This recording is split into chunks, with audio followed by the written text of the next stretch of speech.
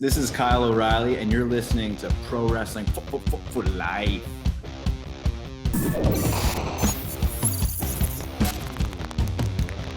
Welcome, everybody, to this week's episode of Pro Wrestling for Life. I'm your host, two-time WWE Hall of Famer, X-Pac. And joining me right now is my co-host, Nick Houseman. Hey, Nick. Hi, Sean. Happy 420 as we're recording this right now. Ooh, yeah. Thank you. How you doing, buddy, man? Everything I'm good, man. I'm good. Now that we finally got out of the starting box with this after take 3. Oh, yeah, take 4. Man. I mean, Ric Flair, right? And then we had Chavo. Then we had Lex Luger. I mean, it's a hit. You know, we've got a hit on our hands here right now. Yeah. Oh, for sure. I was just talking about the intro just now. Oh. Take 3. But yes, that too. I don't think of those as mistakes. I think of them as extra content for our blooper reels down the road. Exactly. Yeah. Ooh, there's plenty of that. Is that going to be on Patreon, all the bloopers? Ooh. You know what? I think we could open just a blooper tier. If people just wanted to watch you sit there and we could tear up the angrier you are, if you haven't eaten and you're genuinely very upset. That's the high premium content, you know? Yeah. I would say if I haven't had my coffee, but there's never a time when I haven't had my coffee. We've got a big show here today, everybody. Huge show.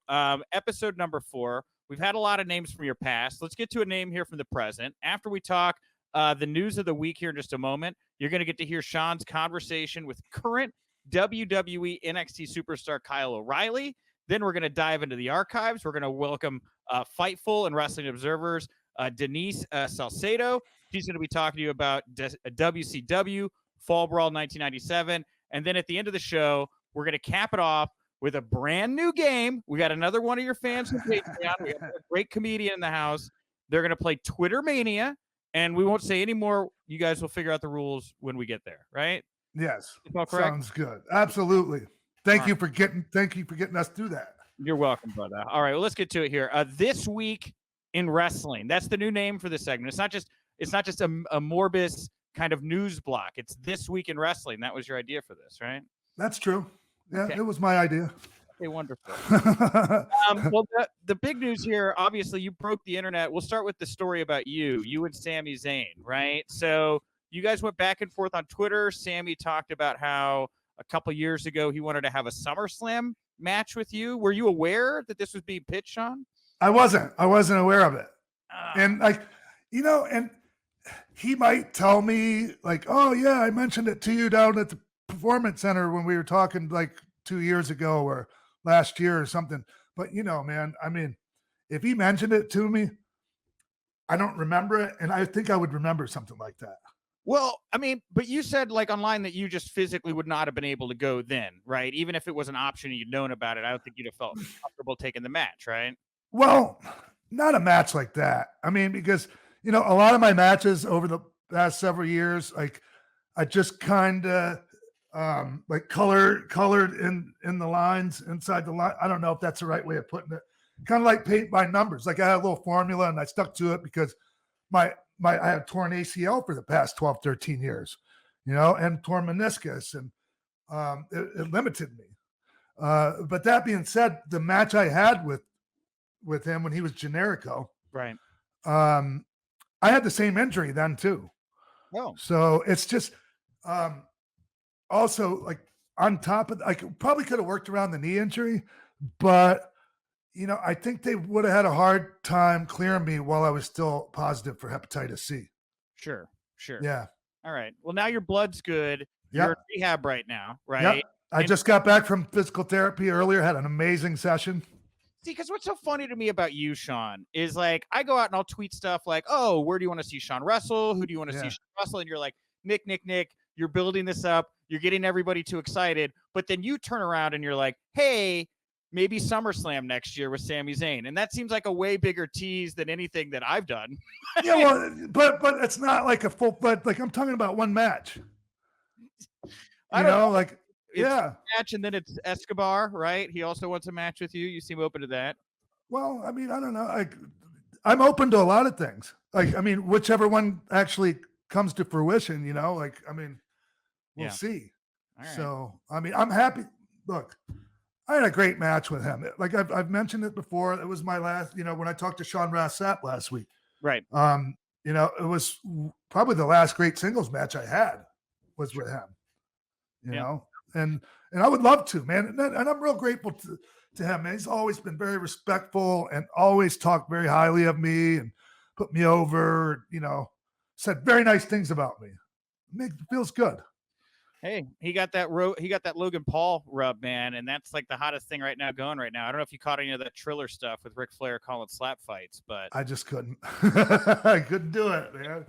Okay, never mind. Well, there's a couple guys maybe I don't know. We don't know where you're going to come back. Maybe it's NXT, wherever. But yeah, to come back and do some indie shows, some big talents were just released this past week. Let me go down the list here real quick, and you can give us some of your thoughts. WWE came to terms with Samoa Joe, yes, Billy Kay, Peyton Royce, Mickey James, Kalisto, Chelsea Green, Bo Dallas, Wesley Blake, Mojo Rawley, and Tucker. Of those names, who most surprised you? I'm guessing Joe, right? Yeah, for sure. I probably read the same things that a lot of people like that you've read, and a lot of people that are listening and watching right now read. Like what possible reasons they could have had for coming to terms with Joe. So people are bummed out. I am too. But the thing is this is Samoa Joe, man. Like he's a main eventer anywhere, as far as I'm concerned. Right. And it just opens up so many great possibilities, man. Like all the different, Samoa Joe versus this guy, Samoa Joe versus, it's just, I'm looking forward to seeing where he ends up, man. And having, what do you think? Yeah, well, having been in like a position yourself where you know what it's like to be a hot free agent on the market, you're listening to people. A lot of people say, well, Samoa Joe, he's like a layup for AEW, right? Do you think that maybe there's a worry he gets lost in the shuffle there? Would you maybe look at like a Ring of Honor, like a return there? I feel like he'd be, obviously the biggest fish in that pond. I could see any of I could see ROH. Well, he has a history with ROH and Impact even. I guess it just depends on what they're offering. Here's the thing. They release like 10 people, a dozen people, or whatever, all at once. Like some people might think, well, they put a glut of talent on the market, but there's not a glut of talent like Samoa Joe on the market, no matter how many people get released. Yeah, for sure. It's like that's the thing though, is I just wonder about with a Joe, because like we've seen a lot of talent kind of cycle over to AEW recently, yes. And one of the things that was a big thing about Joe in his release was CM Punk jumping in there, making some noise about how WWE, I guess, was foolish to have ever given them any money or whatever was the joke that they were making, But Punk is flirting with, he's talking to Uproxx. He said maybe a Kenny Omega match. If the money was right, maybe him and Triple H could have a match. I mean, Samoa Joe, CM Punk, that's a marquee, sellout match pretty much anywhere you put it. New Japan, Ring of Honor, Impact, whatever, I think so, right? I think that they could sell out an arena with that for sure. Totally. And, what do you think about, we get to some of these other names here in a second, but what do you think about CM Punk, like, poking the bear more? He seems to be making more and more noise around pro wrestling. Yeah. Right? Yeah, and he was a lot of guys have said never coming back. Like and he was one of those guys that was very adamant, right? And just a lot of people have said things like that, Glenn Danzig said the Misfits were never going to get back together, so I'm still holding my breath waiting for Punk to get back in the ring, because like I was one of those guys that said, don't worry, he'll come back. And it's been a while. If I was holding my breath, I'd be dead by now, but still, like I still see him coming back. You seem like a guy he'd have a lot of reverence for. I mean, obviously, if the money was right, I'm sure you'd love to have a match with CM Punk, right? As long as as long as I was able to hold up my end of it, and I'm pretty sure I will be able to, but I'm not through my physical therapy yet. I haven't gotten the okay from my surgeon. Sure. So like I'm just taking it one day at a time. I'm thinking about the future, but I don't want to project too far in advance. But Punk and I have some things in common, but also, he's straight edge and I was kind of not. So, there's that. But he, you know what? He never seemed very judgmental about any of that whenever we, talked. I've been very cool with him. Yeah, for sure. Yeah. And you're straight edge now as well. So like, well, I don't know. Like I consider, yes, pretty much. Straight edge, 100%. Well, like a lot of people really upset too with Billy Kay and Peyton Royce being released, but there was just a lot of unhappiness about the way they were being treated in general. Like I think it's highway robbery that Billy Kay got released. She's taken every moment, any time she's been given, and like kind of dumb stuff too, and absolutely made it work. She's the kind of person I thought that would be there for another 10 years. You would think, and I don't want to get too much into the rumors I heard about who was behind her release or whatever, but it's just disappointing. Well, but what's kind of the mindset and why it didn't work out there for her? Can you enlighten us a little bit? Because I think a lot of people are still really confused about, you hear things and you read things, and like I don't want to, I heard there was a problem with the accent, or when I hear things like that, Nick, it's just like, oh, it's so freaking cringe, man. Yeah. It's almost, it's like going back to Joe, like, oh, he's not in shape, or the fuck he's not. Like I know guys with 6 or 8 pack of abs, shredded, their tongues hanging on the ground after they walk 3 flights of stairs. And then you got guys like Joe who may not have that, that look that people think of when they think of an athlete, but he's a better athlete than just about anybody. He can probably go an hour in the ring with barely breaking a sweat. So like people's idea of what's in shape and what's not in shape, it's really misguided.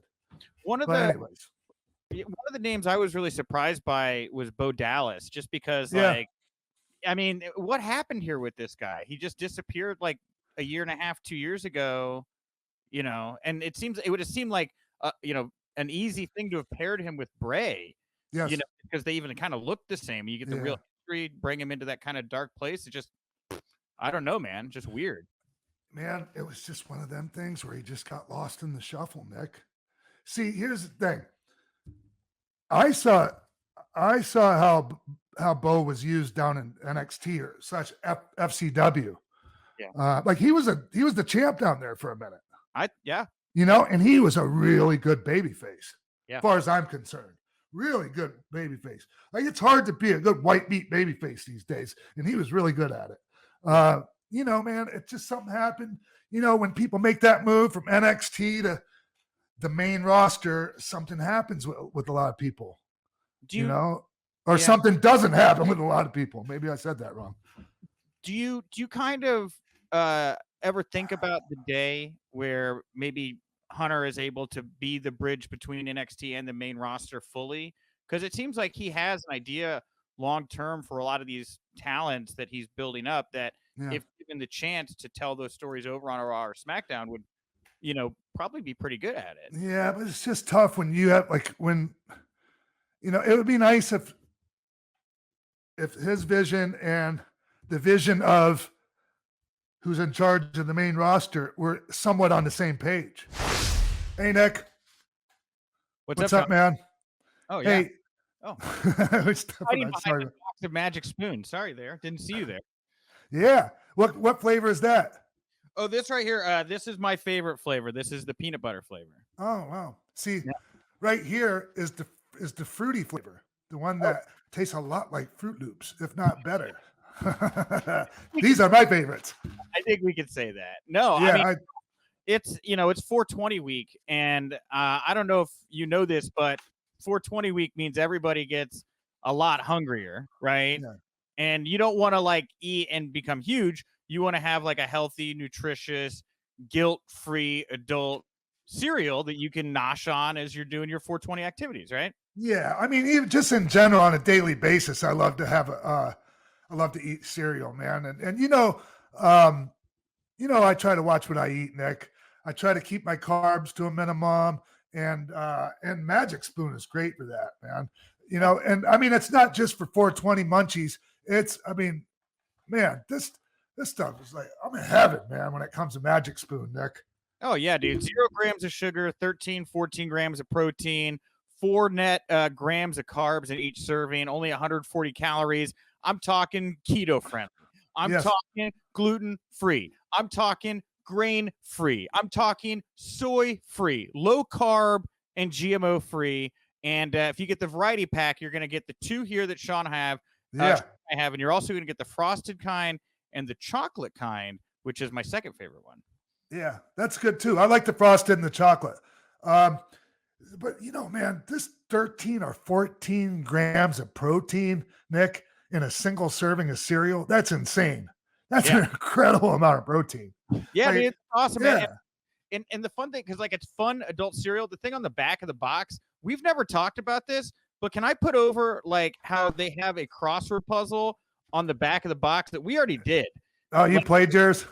Oh, totally, man. I'm talking full-on throwback to my childhood, eating cereal, but it's good for me, and it makes me feel good, Yeah, it's fantastic. Yeah. So go to magicspoon.com/PRO to grab a variety pack and try it today, everyone. And be sure to use our promo code PRO at checkout to save $5 off your order. My mom ordered the variety pack and she's digging it. She loves it. Sean's mom approved, right? And if you don't believe how confident Magic Spoon and Sean's mom are in this product, it's backed with 100% happiness guarantee. So if you don't like it for any reason, just throw it back in the box, ship it back. They'll totally refund your money. No questions asked. Great deal. That's right. That's magicspoon.com/PRO to grab a variety pack and try it today. And be sure to use our promo code PRO at checkout to save $5 off your order. Thank you so much, Magic Spoon. I love you very much. For life.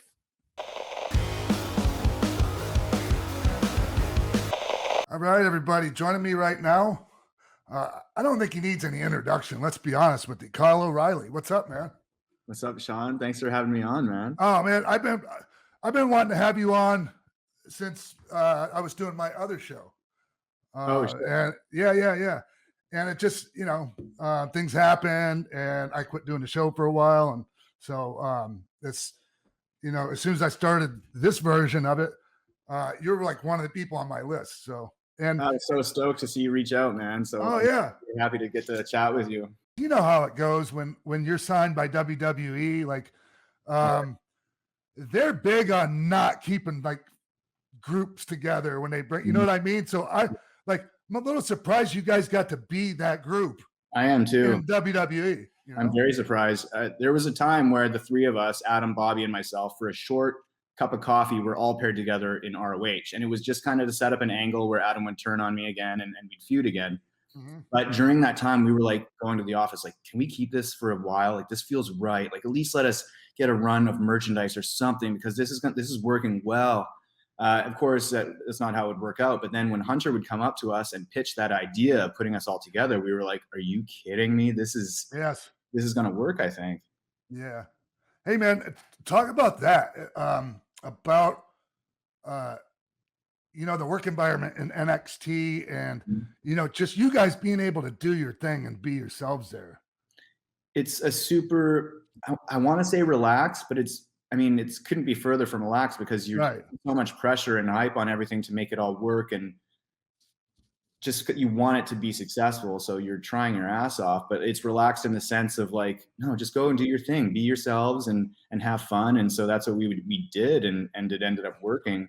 But the whole environment in NXT, man, I know I sound like I'm blowing smoke, but I've become such a better performer in these last 3.5, 4 years since being there. I've learned so much. And the guys like yourself coming down for a week at the Performance Center and sitting in in class with Sean and us. Like those are the things that are invaluable that I never would have picked up if I'd stayed on the indies or just stayed in Japan or gone anywhere else. I feel like I'm a much more polished performer now, having been in NXT under, this group. Everybody there, like all the workers are great, producers, the agents, coaches, they're all awesome. And yeah, it sounds like I'm towing the company line, but it's yeah, but no, it's true. It's really really cool thing to see when you go down there. Like the first time I went down there, I was like in heaven, man.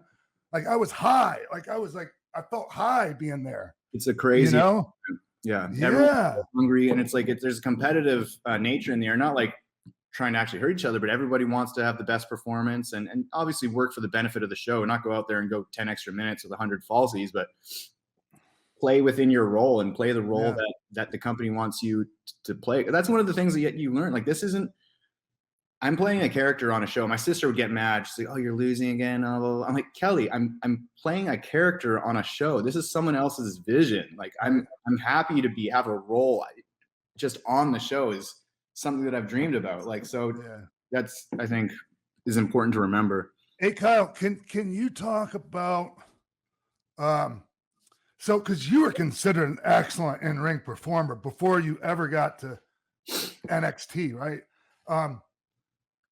But when you get there, like, and you realize the things that you didn't know, right? Like, can you speak to that?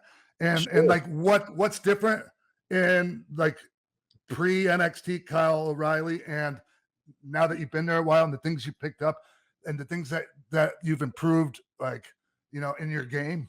Yeah, I think being there? One of the biggest things I learned coming in, especially as like a smaller sized heel faction, was the concept of flip, flop, and fly. I'm sure you're well aware. Like yeah, exactly. Yeah. Because Hunter and Sean would reference you guys all the time, and Vince would call you guys wiener dogs, wiener dog them, and like we're like, you guys play that role of a bunch of dachshunds just biting at people's ankles. But when it's time to turn it around and you give that babyface the comeback, you are all over the place. You're like, that's one of the things that I picked up the most. Selling, like, Flair did it so well too, just bucking, feeding, and that became my favorite thing to do in the wrestling business, is to be a heel tag team and to feed for the big comeback, man. Like that's when you can get so creative and think of different things you can do. That's when you get that crowd to go up to the next level, right? And the reactions, right? Exactly. If you get a good heel, a nice, dramatic tag, and you finally make the tag, and then the heels are just bumping all over Sweet Creation. That is, I think, my favorite thing to do. I was watching. Sorry, man. Sometimes I get bad about. No, go ahead, man. Get a thought. I was watching the Stone Cold sessions with Austin and Jericho last night, and Jericho says, "Man, I got to WWE. I had never heard of bumping and feeding. I didn't even know what that was." Right?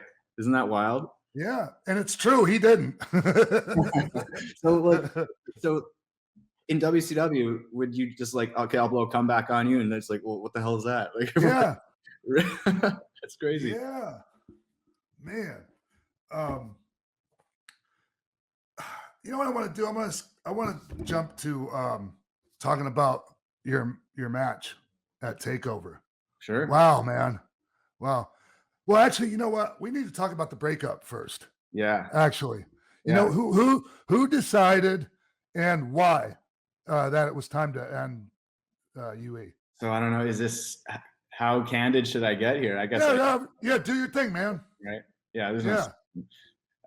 So yeah, it goes to show how much trust they have in us as performers. Because it started with just, can you guys come in Sunday and we'll kind of have a booking meeting and you guys can pitch ideas for what's next. And that's what's been great about the entire writing staff there and the powers that be. Like, they want to hear our opinion and run things by us and get our suggestions.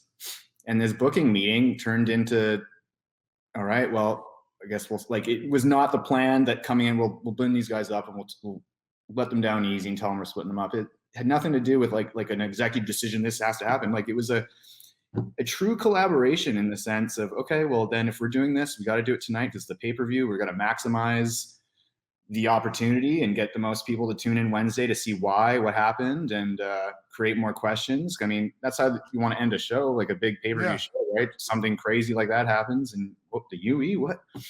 So I think it's kind of crazy how it all happened so fast and so suddenly, and then literally within hours of like, what the hell, this is happening? Oh my God. And it does suck because, I mean, this has been the best thing that's ever happened to me in my career is this group with these guys, and I've had the most fun, and I've learned so much, and I've become a better performer. Yes. But just because like we split up now, it just makes the eventual reunion even a bigger deal, right? Sure. I remember when they broke DX up for the first time, right? And like, oh my God. Yeah. You know? Like, oh no. And you guys, hey man, let's be honest, you guys ran roughshod the whole time, man. You were running things around there. We've been very lucky and very blessed that they've had so much faith in us to be able to pull that off and to book us so strongly and so well. Like, I'm extremely thankful for everything that we've done as the UE.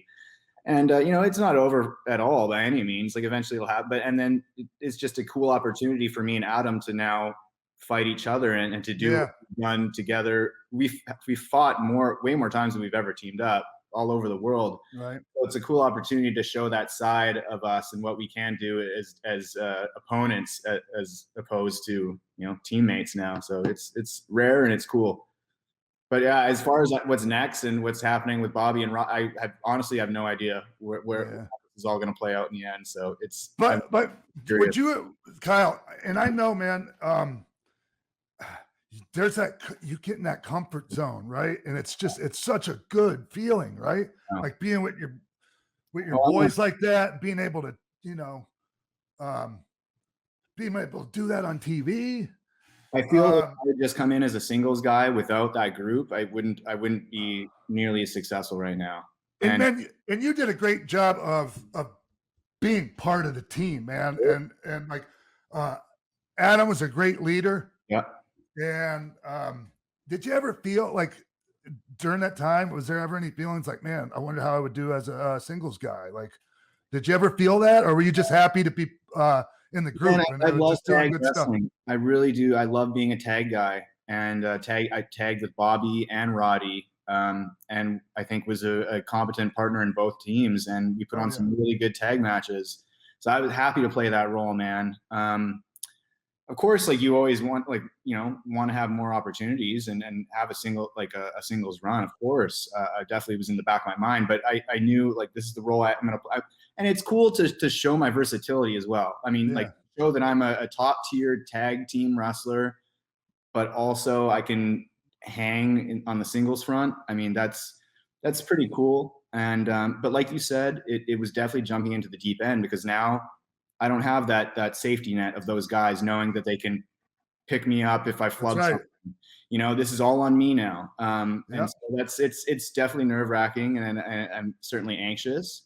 But it's a cool chance to evolve this character and to grow as a performer and to grow as a character and try something new, and I don't know, see what works and see what doesn't. I mean, wrestling's all about taking risks, and changing this stuff up is just as big a risk as, a dive off the top, in my opinion. Oh yeah. And here's the thing, man.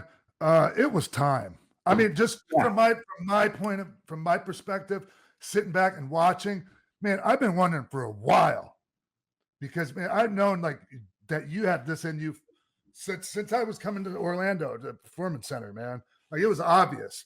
And I appreciate so, that. man, yeah, it was just time, man. And but the thing is, I mean, 3.5 years as a group, that's a rare thing in WWE, like, to be together that long. So I'm stoked that we even got to have that decent of a run, right? Oh, for sure, man. Oh shit.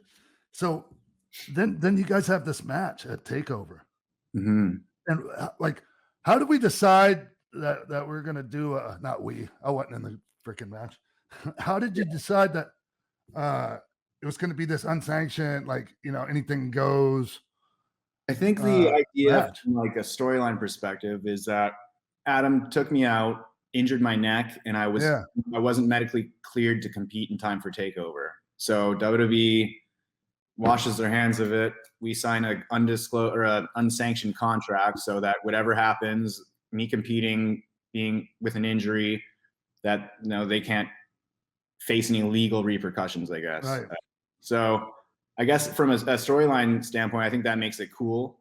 Although, it's hard to go in the first match straight to an unsanctioned street fight, no DQ type of match. Yeah, for sure. Match, right? You build up and grow from there, and then eventually you get to the unsanctioned stuff. So that's a little challenging. I don't know if we'll continue this or now if we have to go back to wrestling normal matches or what. But who knows? You know what I liked about this match? Well, I liked everything about this match, but one of the cool things about it was, even though there were weapons involved or whatnot, you still got some wrestling in. Yeah. Yeah, for sure. Yeah, man. The double wrist lock thing that you did on him, early on, man, I was like, that's sweet. Those are my weapons. Those are the tools that Kyle O'Reilly would use to hurt someone. So why wouldn't I use it in this setting, right? If I ever got into a street fight for real with someone, I'd probably try and grab a double wrist lock. Sure. Hey, man, and I'm kind of going backwards a little bit here, but at what point did you decide you weren't going to be a high flyer? Did you ever do it? Sure, yeah. I did quite a bit. I just wasn't good at it. It didn't look right. Plus, everyone's doing it. Exactly. Everyone's doing it. How do you stand out when there was a time when I did I would even do a 450, but it was my flare bump. I would miss it every time. I couldn't hit it safely. So I would just but then I was just messing up my elbows and it just looked like a barely getting over or dive. I'm like, you need to let people who are good at what they do what they do, not try to wear too many hats. I don't want to be the guy who strikes, that does shoot style wrestling, but also high fly. You got stick in your lane, right? You see a lot of dudes who are, they do all the crazy high flying stuff, but they also want to be a power lifter guy and deadlift suplex dudes. It's well, what is the strong guy going to do? Because he can't flip like you. So it's cool to show off everything you can do. Of course, I get that. And we're always trying new stuff and seeing what works and throwing stuff at the wall. Yeah. But I think it's important to you find something that you're good at and focus completely on it and make those your very dangerous tools. Yeah. Cool. I just wanted to touch on that before we get now let's get back to the match. Sure. Hey, did you get hurt? Did you guys get hurt in that match? Just regular soreness, big match. Yeah. One thing, so I will say this, since it's the year of the pandemic and everything's crazy and we're hardly working now, and the matches are fewer and far in between, I feel we're not as calloused, and that a regular match bangs me up a lot more than it would be if we were working shows regularly and TV multiple times a week. It was kind of easy then. But on the other hand, we've had so much time off that all those nagging sort of injuries have sort of healed, and so I feel better. But after a match, does that make sense? Oh, for sure. Yeah, you're damn right it does. Yeah. Oh yeah. And what about doing all that brutal stuff in front of there were people there, Kyle, but it's just not the same when there's not, thousands of people there. Everything hurts more, right? Certainly. There was even, I think, way more people than there's been in the last year. I mean, the takeover where I wrestled Finn, I think there was only maybe 40 people there. Yeah. So it's definitely different and it's unique, but it's kind of cool too. For a guy that does my style where there's a lot of physical contact and you can kind of hear those things connect a little better, and the physicality seems a little more brutal and a little more real. And we're wrestling for the cameras anyways. That's kind of the idea. So sure, make it work. But was there enough people in there for you to judge the reactions you were getting to know okay, this is working, this isn't? Okay, we should come up out of this a little bit faster. Oh, let's slow down a little bit. Yeah, definitely always still listening to the people and the reactions, but there's kind of a mix of a pumped in crowd noise and crowd noise. Yeah. So it's kind of hard, but they do such a good job of communicating to us through the refs. The refs are giving us so much help in time cues and positioning and all right, pick it up. They're telling us too, because the guys in the back obviously have their vision of things and they more often than not are 100% right. So they do a good job of communicating with us what should be done. I'm gonna go out on a limb and guess that Shawn Michaels produced that match. He definitely had a huge role to play. No? Shawn, our actual producer was Terry Taylor. Oh, okay.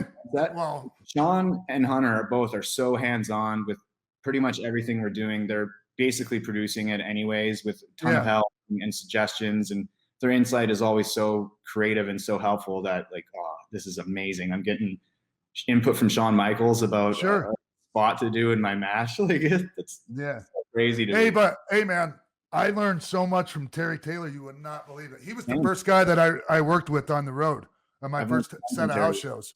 He was incredible, man. He's a great mind for the business. And he really cares about the integrity of the business. Like he wants it to look as believable and as well done as possible. So you can't take it away from him at all. Okay, everyone. One of my favorite parts of the show. Well, actually, they're all like, anyways, one of y'all's favorite parts of the show, I should say. This is the segment where we bring somebody in, wrestling journalist / media personality, maybe even someone else sometime, to talk about one of the moments or matches or just, significant occurrences in my career over the past. And so I'm really happy to have Denise Salcedo. I guarantee you, most of you all know who Denise Salcedo is. She was my co-host for quite a long time. Thank you, Denise. I'm so happy to be talking to you. I'm so proud of you. Thank you. Honestly, I really have you to thank because as you know, I got myself started on your podcast with you. We were on there, doing it for a couple of years, and it was just that's really where I got my feet wet in the wrestling podcast world. So it's sort of excited to be back on here. I'm excited to see, everything that you've been doing with the show. So I'm excited to come chat with you some more again. Yes. Yeah. What do you want to talk to me about, Denise? All right. So when I had this opportunity, I started thinking to myself, what should we get into? So I actually want to talk about WCW Fall Brawl 1997, Team WCW, the Four Horsemen, versus Team NWO. And I gotta say, I'm pretty excited to chat about this with you here today. Oh yeah, I like when I found out that's what you wanted to talk to me about, I was like, oh yeah, there's good story behind that actually. Oh, okay. Well, then here we go. Yeah. I'm excited. I'll just go ahead and jump right in. So I kind of want to ask you a couple of rewind a little bit because it kind of pertains to everything once we actually get into the War Games match. But rewinding a little bit, ahead of the War Games match itself, you had been feuding with Ric Flair for a couple of months. So I kind of want to get an idea of when it was decided that this would be the War Games match, given that the participants weren't announced until I think the week prior. Yes. Well, I'm not sure if you know this, Denise, but the main, you remember the parody we did? Oh the Horseman parody. Yeah. Well, after we did that, they had to change the main event for Fall Brawl. They changed everything around, and that's why. That's why. We were in there with the Horsemen like that.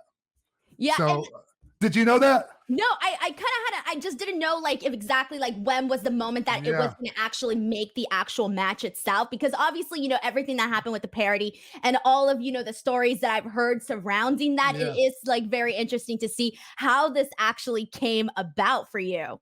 Oh yeah. Because, I don't know if you saw any of my conversation with Ric Flair with Nate from the first, from the debut episode, but we talked about that a little bit, and it was just, man, that was so heavy. People in that area of the country, people were dead serious about their Four Horsemen. I mean, you would not believe. And so once we did that, once we desecrated Arn Anderson's retirement speech like that, there was actually they were supposed to come out after that and they wouldn't even come out. And I get it. I understand why, that was really heavy what we did. And for them to not have come out while we were doing it, but then come out afterwards, I kind of get it. I would You think you'd see things differently in hindsight? Yeah. I mean, I just try to look at things from other people's perspective or points of view, Exactly. So I kind of want to, before also too, here's the thing is that obviously, Ric Flair gave you a lot, during those couple of months during that time that you guys were feuding. But a month before War Games itself at Road Wild, you actually, Ric Flair defeated you on a one-on-one match, but he didn't defeat you with a clean finish. So I wanted to ask, heading into War Games, what did it mean to you to sort of have this credibility that you got off of that one-on-one match with Ric Flair? Again, considering that he didn't pin you cleanly. Right. Well, and like, here's the thing about that, Denise. Like at the time, like there was like serious tension there, like there wasn't just everything's just a work. Like there was like authentic feelings involved. And like I was, operating under this impression that they were trying to hold me down and, not want me up in the main events with them or whatever, right? Poor me.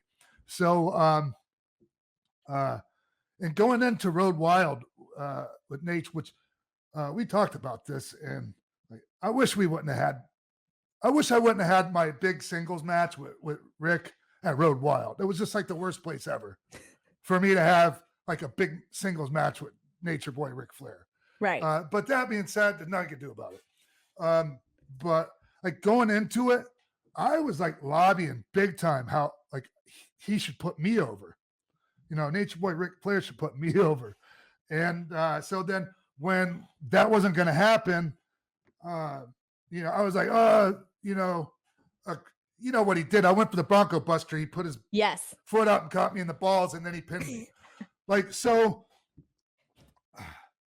the ball thing was fine, but he still should have got me in the figure 4, because that would have gotten much, at least in most places. Like, I don't know about Sturgis Road Wild setting, but like if we were in, any other arena in the country, like people would have really they would have popped huge for the figure 4, right?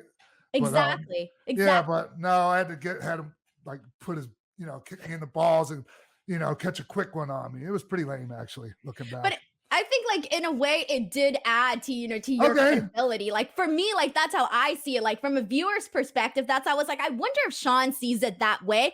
But so maybe not. No, I did at the time. But now just like looking back, like, I feel bad about a lot of things. Maybe I shouldn't feel quite so bad about that. I don't know. No, I don't think so. So now let's go ahead and dive into the actual War Games match itself. I kind of want to get your initial thoughts on what you thought when they said, okay, this is going to be the War Games match. You're in it. This is what's happening. What were your initial thoughts on all of that? Well, I guess we were happy, because whatever we just did caused them to have to change the whole main event of the next pay-per-view. So that just meant whatever we did worked. And I don't, if I'm to be honest, Denise, like I don't remember exactly what I was thinking, during that, at the moment. Right. But I know I was really looking forward to getting in there and having a War Games match, because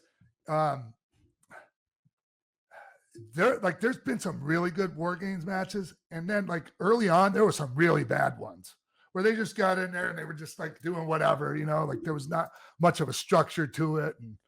And so I was excited to do some cool shit in there. And I don't know, did you see the match?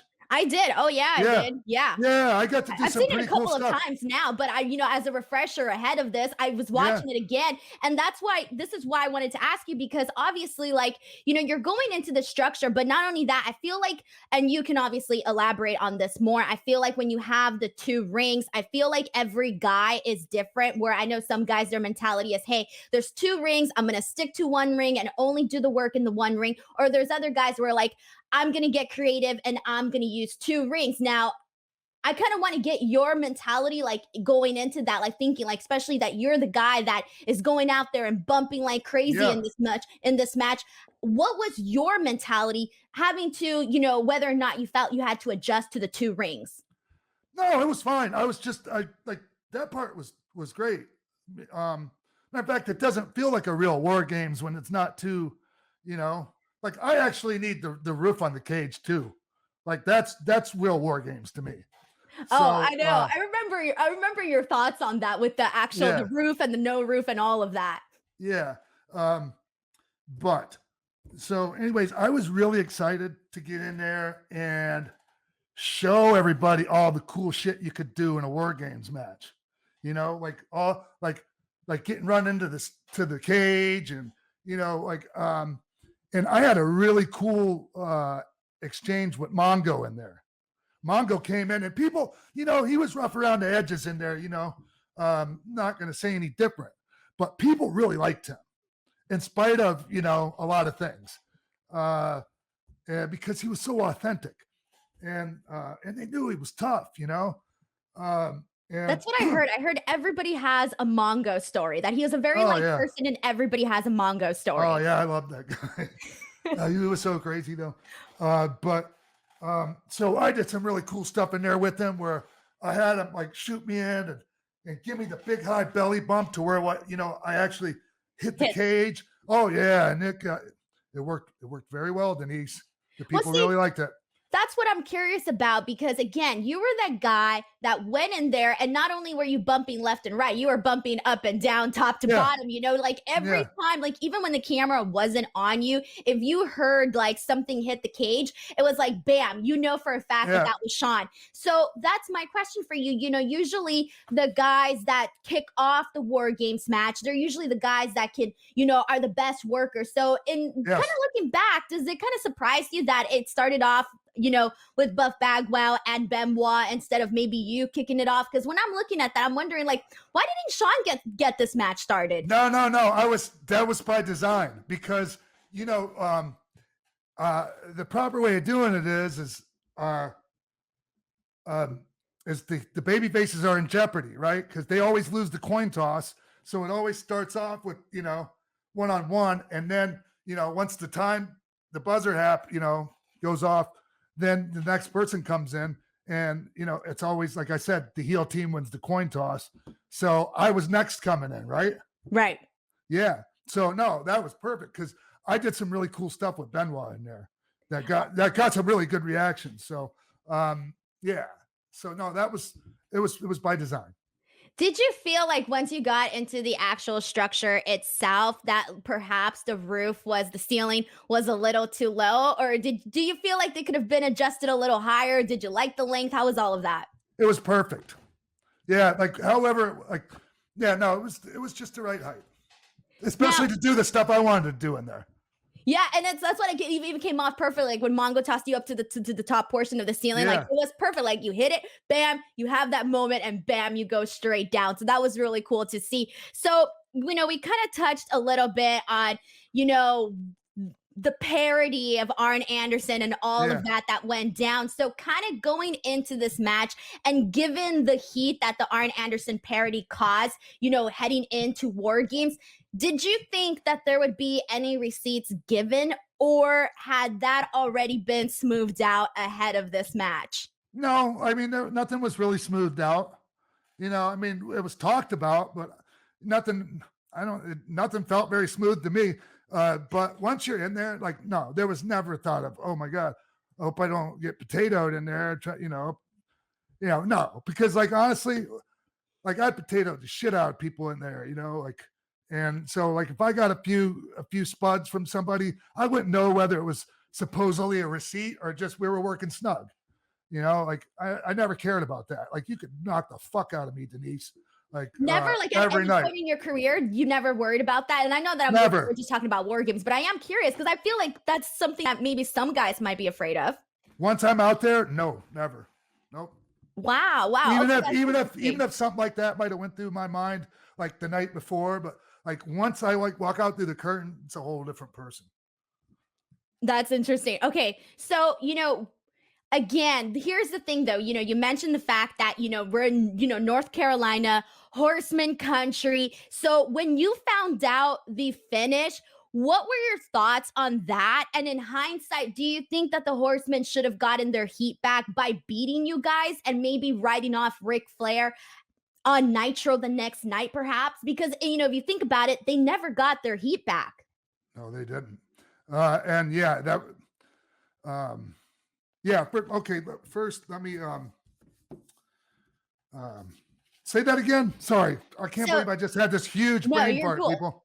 So, do you think, looking back at that finish, do you think that it was the proper way to do it? And I know that they were, trying to write off Ric Flair, but do you think they could have done it separately on Nitro instead of essentially really, really killing, never letting them get their heat back whatsoever? Right. Yeah, correct.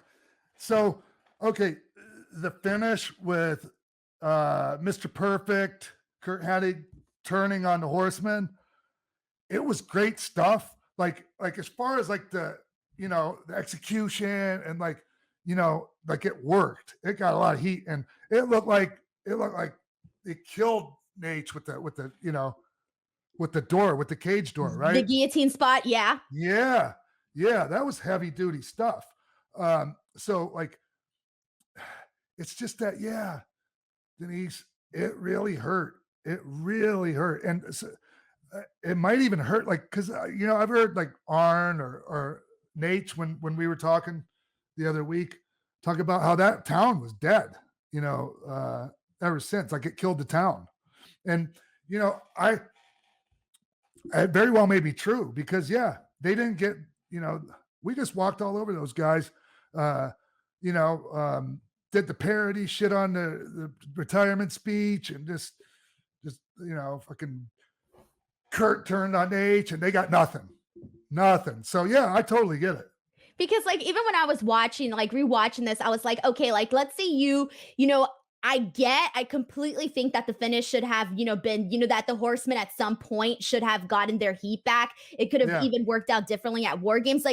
I like the fact that you actually mentioned the execution, because I was a fan of, of Hennig turning, the way that he still did the guillotine spot even after Mongo had surrendered. I like all of that. But the fact, the lasting implications of what that did to, to that area, Ric Flair never got the same reaction from, when he went back after that. You don't get the same reaction. Yeah. I wasn't aware of that. I never thought about that, and at the time, I never thought, I was just in, we were in the moment, or speaking for myself, I was in the moment. I wasn't thinking, oh, how's this going to affect, future business, or are we fucking the Horsemen doing this? We didn't care, that's the unfortunate truth, and so it was just unfortunate for the Horsemen. Yeah, I did like the beatdown too, though, that you guys all did on them. I thought that was really cool. I mean, there was some, I was handcuffs, everyone handcuffed. That was all heavy duty stuff, right? You had one shoe on the end of the match, and you're using the other shoe as a weapon. I actually thought that was pretty hilarious. Sean, looking back at this, do you think that no blood in this War Games match affected it whatsoever? Do you think that there should have been blood? Nah, I think it was fine without it. What do you think, Denise? Tell me what you honestly think. So the reason for me is that I always, the ending, I think the ending obviously could have definitely probably used a little bit of color, just because, this was this, great beatdown. But because of that guillotine spot where, Hennig just closes the cage door on Ric Flair, that kind of put it over. But I do wonder, I don't think that no blood, essentially made it bad or anything, but I do think the blood could have probably added to the extent of the beatdown. Yeah, think now that you put it that way, Denise. I'm not sure why we didn't do blood. It wasn't like we were on TV. It was a pay-per-view. It was at the end of it, right? So it wasn't like there's going to be a bunch of blood splattered all over the freaking ring and everything, right? And getting on other people. And the truth is, man, you don't have to convince Ric Flair to get blood. He'll do it any night of the week. So, I'm not sure why we didn't do it. I don't know. Sean, so I think you mentioned, when we were chatting a little bit on text, that you had a interesting backstory on this. That was it. No, okay, that was the backstory? Okay, got it. Okay, I wasn't sure. I was like, is there anything different that you wanted to touch on that we didn't touch on here? No, it was just that you picked a topic that it's a There's good a lot. story. There's a lot. Because like even just like with the parody itself, like I feel like even just like, and I know that we're nowhere focusing on, you know, war games, so this could be a topic for like another time, but you know, just like even everything that you did with Ric Flair, and obviously that was discussed already, but like, you know, the parody, even that within itself, just that thing, what alone could be worth like an entire conversation. So I guess my last question for you, Sean, on this war games is overall, looking back, you know, for you, did it meet your expectations? How do you feel looking back at the match? And just like when you think about the fact that that was, you know, your war games experience? You know, besides like the things that we just talked about, you know, like the damage it did or whatever, like the actual quality of the match and everything, like I'm proud of that. I'm proud of that because like I said, you know, not all war games matches were good matches. Some of them actually sucked, you know, if we're to be honest. Exactly. I didn't think this one sucked whatsoever. No, I did not think this one sucked whatsoever. I actually thought that you were the highlight of this match because seriously, you came in there and you were just like bam, bam, bam all over the place. And that's really fun to see. I love to see, obviously it's a war games match. You're seeing the cage be utilized and that's what you need to see. Yeah. Cool. Yeah. Hey, Denise. Yes. I'm glad, like I said already, I'm glad you picked this topic. I had fun talking about it. Thank you. I did too. Yeah. Thank you. Hey, Denise, what do you have going on right now? So right now I have a couple shows going on each week. So right now I have shows on Mondays, Tuesdays, Wednesdays, and Fridays. So pretty much anytime there's a wrestling event going on, it doesn't matter if it's a pay-per-view, a weekly TV show, I'm either on F4W online talking about it. With the F4W, I cover NXT, I cover AEW Dynamite and SmackDown, and then I also do AEW post shows with them. And then on Fightful Wrestling, I do my Raw review, and now I'm also doing all major pay-per-views besides AEW with Fightful. So it's kind of been really fun. You know, just doing all of those shows. So it's been like literally nonstop each and every single day, which has been a really, really good time. So you're enjoying it then? I take it. No, I'm really happy because everybody gives me like creative range to just be myself and, you know, just go out there, have a good time. You know, you know, be myself, give my true opinions on what I think about the product each and every single week for pretty much every show. So it's really fun to kind of go out there and just talk with people about wrestling. It's a good time. And it's fun to listen and watch you do it, Denise. You're a breath of fresh air. Thank you. Thank you. So incredibly proud of you. Thank you, Sean. Again, I'm just happy that I got my start. My start started with you. That's right. I discovered Denise Salcedo.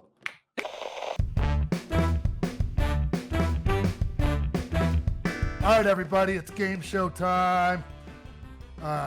Tic-Tac-Toehold has been a big hit, but we're going to retire it for a little bit, and we have a new game show for you guys. It's called Twitter Mania. The contestants are going to be asked to answer some questions about some tweets that went out in the week following WrestleMania. Some will be multiple choice, others true and false, true or false, and some will not feature any options. The winner is the person who has gotten the most correct answers when I decide the game is over. So, ladies and gentlemen, I'd like to introduce the contestants now, if I may. First, he's coming to us all the way from St. Louis, Missouri.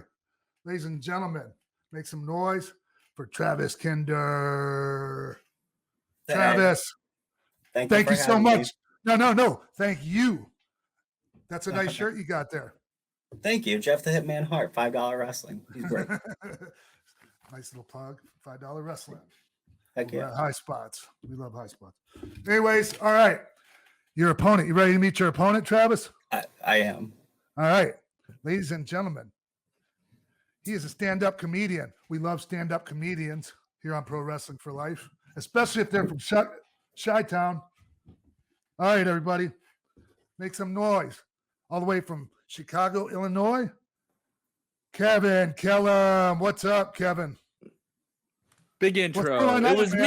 It was me all along. What's up? What's up, Sean? Dude, this is pumped, dude. I'm pumped. I'm going up against Jeff the Hitman Hart or Travis from St. Louis. St. Louis, one of Chicago's best suburbs. St. Louis, one of our best suburbs. This is gonna be fun. This is gonna be a hoot. Yeah. The last time I had a match in St. Louis, I flew into Chicago for some reason. Was it the show in Sajay? Do you mean the one where I team with Scott Norton and Buff Bagwell? I was there, yeah. Whoa, wait. Oh, God, don't get me started. Bless everyone involved's heart. Including myself. Including me. All right. Hey, so I really appreciate you guys coming on. And I appreciate your patience, as that was like take 3 of me trying to do the intro to the effing game show. It's pretty crazy when someone you've been watching on television since you were a little kid just does, hang on, I gotta get this out of my system. Okay,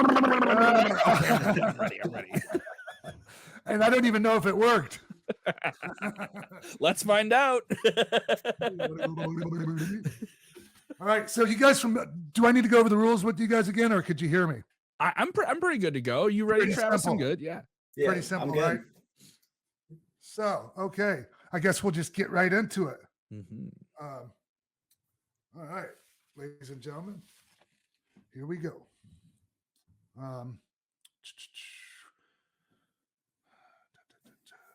Hey, so how do we decide who goes first? I'll just make it up. Okay. All right.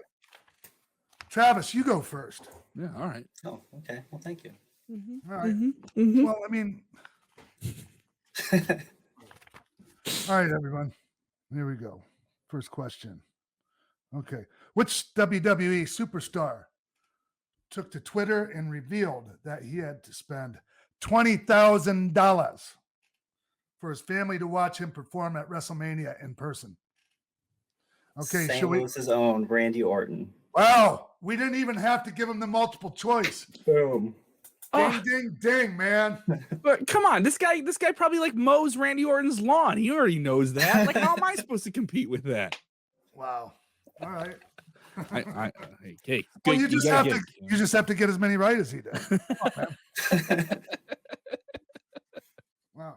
I'm impressed, Travis. Thank you. Impressed. All right. So here we go. The next question. True or false? Kevin? Vince McMahon tweeted the following at the end of WrestleMania 37, Night 2. Roman wins, and you all love it. Long live the tribal chief, and long live Paul Heyman. Then, now, together, forever. True or false? I'm going to say false. And you are correct, Kevin. Yes. He would endorse. He can't be biased like that. He can't. I mean, I would have been really disappointed if he would have gotten that wrong. Like anyone that hears that, no, that's just not something that Vince would tweet ever. We know he likes Roman. All right. He doesn't have to come out and say it like that on the internet. It's all right. So, okay, you guys. So far, we have a tie score, 1-1, neck and neck. So, Travis, here we go, man. Which WWE superstar simply tweeted, "Be well," and shared a gif of Jim Carrey bowing from the final moments of The Truman Show after it was announced he had been released? This one's not multiple choice, is it? No. Dang.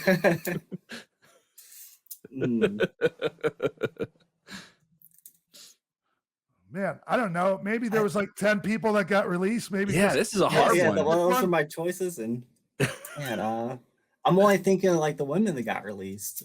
Men, some men were released as well, Travis. Yeah, I know. I was thinking more of the Iconics and whatnot, but that's not them. Man, I don't know the answer. Take a guess, bro. I can't even think of any of Just guess who got released. Think of who got released. Zack Ryder. That was last year. I really can't think of any of them. Wrong. Travis. Man, wrong. That hurts. Fuck it.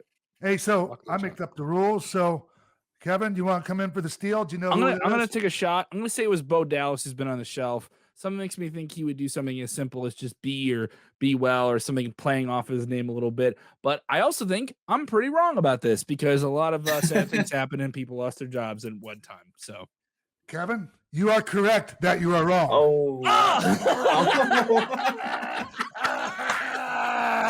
Did you see me shoot my hands out like, oh, yes.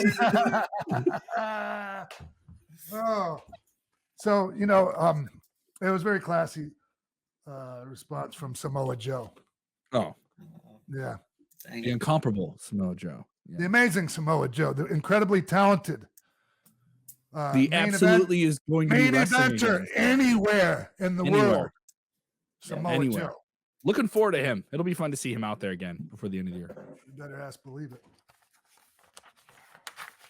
So it's still 1-1, right? 1-1, baby. Come on, St. Louis Blackhawks. Let's go. It's Hawks Blues. All right.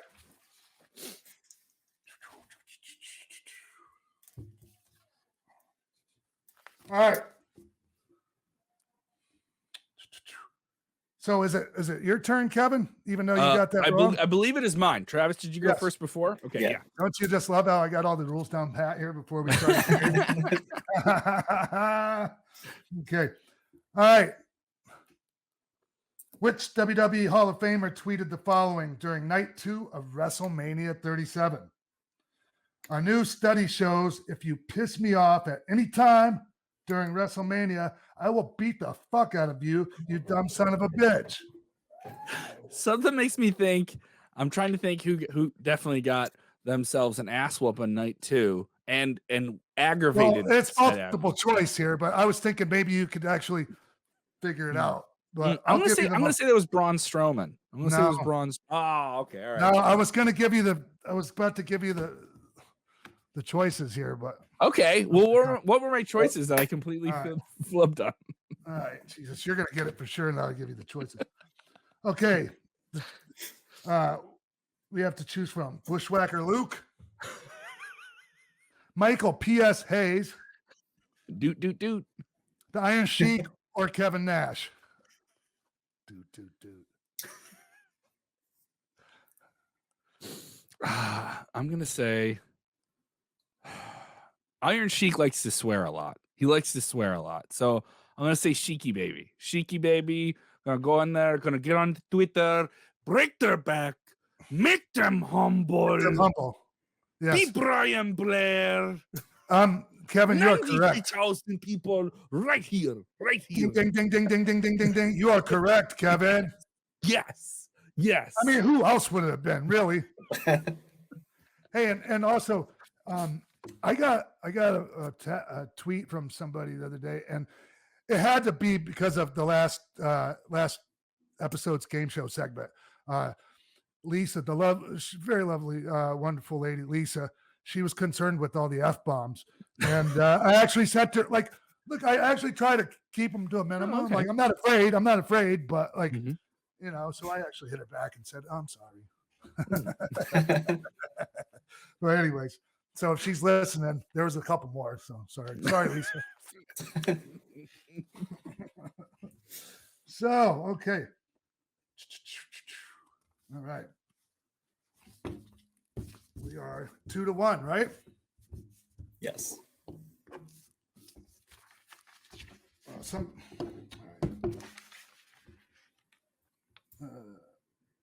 Okay, ready, Travis?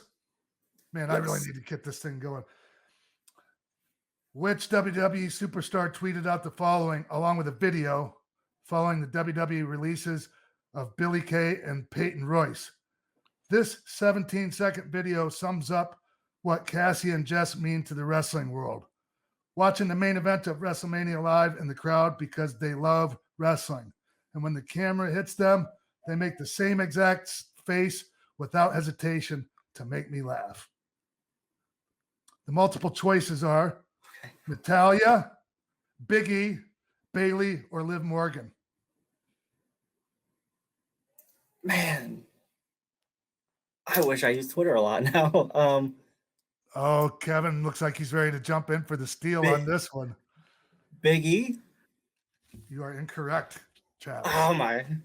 Get out of here, Travis. I'm gonna go study Twitter Ding tonight. dong. I've been studying the wrong Ding dong. Hello. It was Bailey. It was Booyah. Bailey. I'm a weirdo who scrolls through Twitter all day long and saw Bailey post that video. Did it make me sad when I saw it? Yes, it did, Travis. But now it makes me happy, Travis. It makes me happy. All right. Everyone. Look. Wow. It's 3-1 right now. Travis, you're getting your ass handed to you, man. Yeah, I am. I'm gonna give you one.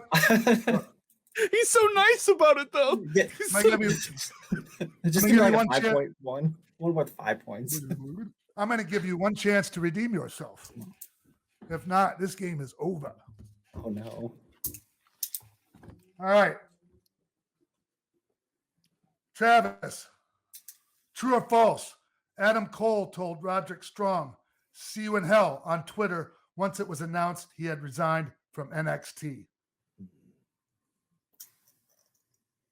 True or false? So this is true or false. I got 50-50 here. I can either kill the game now or keep it going. I don't know. I'm going to say true. Oh, that would be did. false. Ah! It was Oni Lorcan tweeted that. Oh no. What up? Kevin, congratulations. Oh, You're the man. winner. You're the winner of the very first Twitter Mania on Pro Wrestling for Life. Thanks for playing, Hashtag. Travis. Thanks for having me. It was still a great time. He's so sweet. I'm gonna go study You are. Twitter now, and then hopefully next time or next week, we'll have another go. Oh, you're definitely welcome to come back on the show. But Right on. Travis, real quick, anything like social media, any of that you want to share with everybody? Apparently, you don't have Twitter, right? Well, I do have Twitter. I just don't use it. Okay. Right. My buddy runs a promotion down in Obviously. St. Louis. If you're in Alton, Illinois, May 1st, Pro Wrestling Epic featuring Shane Douglas, and then some of the stars of $5 Wrestling are coming up August 7th. So, Oh man. Yeah. I was You thinking guys about- got Check it Freight out. Train? Is Freight Train gonna be there? fingers crossed. Lil Donnie, Fingers crossed you get Freight Train. Lil Donnie, Mr. Crystal, and Jeff Hart right now. All the Maybe you- characters. Maybe you have heard of my new venture I'm starting called $4 Wrestling. Oh, the undersell, Oh. Sean. That is so smart. The undersell, even shittier wrestling. Hey, Travis. No, seriously, man. Thank you so much, man. I appreciate you coming on. And Kevin, congratulations, man. You It feels so crushed good. it. It feels so good. Crushed it. I You didn't lay literally off. destroyed Travis. I let him have a little bit of a hope spot, and then I choked him down with the finish. You know, I came out hot with that first one. you did. Well, You did. They just cut But me you're off. so nice. You're so nice. I want to come in here and do some big Chicago, St. Louis trash talk. He's like, okay, this is gonna be a fun game. And I was like, oh, he's kind of hard of gold. I can't say anything mean about him. Oh, Yeah. wow. All right, you guys. Hey, everybody. Well, that's it for the very first Twitter Mania. I appreciate both of you guys coming on. Very grateful. Kevin, tell us where, since you're the champ, tell us where you're going to be. Like, what's your social media? Sure, you can follow me on Twitter at Kev Kellum. I'm involved in the world of wrestling media, doing some really cool stuff with Sports Keeta right now. And you can check me out with AAW, one of the big independents, just like we have Pro Wrestling Epic in St. Louis. Chicago as AAW launched the careers of many different people you've seen in WWE. They're getting back in the swing of things with the AAW Alive series, which you can watch on Twitch, or you can get it at aawondemand.com or High Spots. Get it as well on High Spots. We'll be on Fight TV on pay-per-view coming up in May. Get all the info at aawpro.com. That's aawpro.com. Dude, that was very well said. Thank you. Thank you, guys. I almost did before I said it. I almost did. You didn't have to. All right, everybody. That's it for this week's edition of Pro Wrestling for Life. Nick, thank you, my friend. Appreciate it. It was a good show, right? This is a banger show, man. Thank you, Kyle O'Reilly. Thank you, Denise Salcedo, Magic Spoon. Thank you to Kevin and Travis for playing Twitter Mania. Thank you to everyone. Thank you to Michael Wiseman. Let me see. Am I missing anyone else? I think that's it. You want to thank your wife? Yeah. Thank you, Ange. Anyway, Well, we're going to be back next week, everybody. We've been announcing the guest on a Monday, an hour before Raw, over at Pro Wrest for Life. That's the Twitter handle. So we're going to keep doing that. So if you want to find out who next week's guest is going to be, subscribe to the Twitter account. Sean will retweet it. And then on Tuesdays now, before NXT, we're going to announce who the special guest journalist is of the week. So if you're looking for just news about the show, if you want to engage with us more, go over to @ProWrest for Life over on Twitter. Of course, the Patreon as well. It's only $5. You get the show ad-free in video and audio form. All the archives from Xbox One, 2, 360. And then, of course, the Pro Wrestling Tee Store. We have the logo tee up right now, which you absolutely go buy. Great shirt. Show your love. But, Sean, I don't know if you want to tease everybody. We're going to be rolling out some new designs here, and I think you're pretty excited about what you've seen so far, yeah? Oh, yeah. Yeah. So, I mean, we've got a great artist that's going to be doing some stuff for us. And, you know, I mean, the Pro Wrestling for Life logo is fine or whatever, but we're going to get some really, like, some very cool shit coming to our T-shirt store. Yeah. Absolutely. I think everyone's going to like it. You're going to wear this and you're going to get laid. We're all getting... Because that's the main thing. What's life about, right? Right. So, anyway, I'm at Nick_Houseman. I got a more professional Twitter handle so people know who I am. You go support me at WrestlingInc.com. I'm the managing editor there.